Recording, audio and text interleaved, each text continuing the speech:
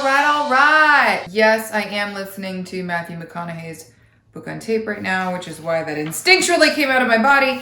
I am going to talk to you a little bit about my experience with this gem, the Checklist Manifesto. This is basically a book that just says one thing: try a checklist.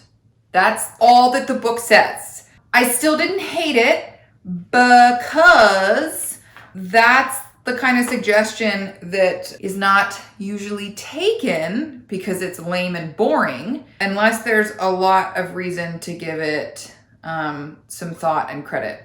So that is what Atul does in his book. He talks through his experience kind of leading the experiment and charge with the World Wide Health Organization to create and implement a safe surgery checklist. And side note, I actually had surgery last year, and now that I've read this book, I'm literally never going to have surgery in any hospital or facility that does not use the safe surgery checklist after reading this book. So there's one thing that came out of it. So on page 65 in a chapter called The End of the Master Builder, Atul is talking about what he learned about the building procedures for skyscrapers, like these impossible buildings. You think like, how could a building this complex or this tall ever be built safely without catastrophe? And yet the catastrophe rates for skyscrapers is very low.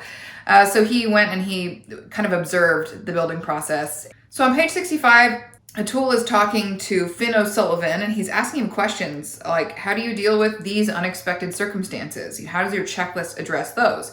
And the short answer is with communication. So this discovery process where Atul is learning how skyscrapers are built is by building in pause points and communication requirements in their checklist, in their building schedule, which Atul basically says this is just a giant ass checklist. It's lots of checklists, actually. On page 73, he's kind of summarizing how those communication checkpoints kind of play out and what it means, like philosophically, I would say.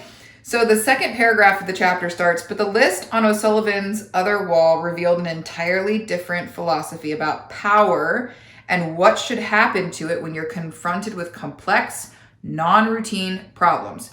So pausing here, a better summary of what this quote is about now that I'm reading it again is how these building checklists deal with complex problems that you could not possibly foresee. Because that's one of the biggest arguments about checklists is like, checklists can't replace the experience that a surgeon has to have when they're dealing with someone that is just unexpectedly having a complication that was not predicted and is like bleeding out on the table.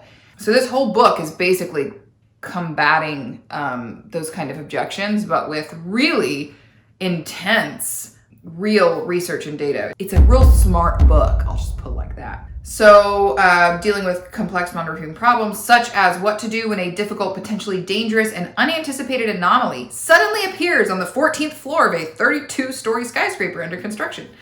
The philosophy is that you push the power of decision-making out to the periphery, away from the center. You give people the room to adapt based on their experience and expertise. All you ask is that they talk to one another and take responsibility. That is what works. The strategy is unexpectedly democratic, and it has become standard nowadays. Again, this is with building, and specifically building these large skyscrapers. But one of my big takeaways from this book, which I just finished last night, is the importance when dealing with an unexpected problem of trusting and putting responsibility onto other people. I'm just going to say on the team. But I like the specificity of what Atul is saying. It's not just giving responsibility to other people and asking them to talk about it. It's specifically pushing that responsibility away from the center. That felt very applicable to my business and to actually be a takeaway for me to go implement. So that's it for this segment on the Checklist Manifesto. And I do think it's worth a read. It's not bitchin'. Like, it was written by a surgeon. I happen to be reading the chapter about like how flight checklists of various kinds were created as a result of horrific plane incidents when I was on a plane that was having turbulence. So it's not my favorite book that I've read, but there's a lot of value in here, and I still would highly recommend it, honestly. Yeah, that's it.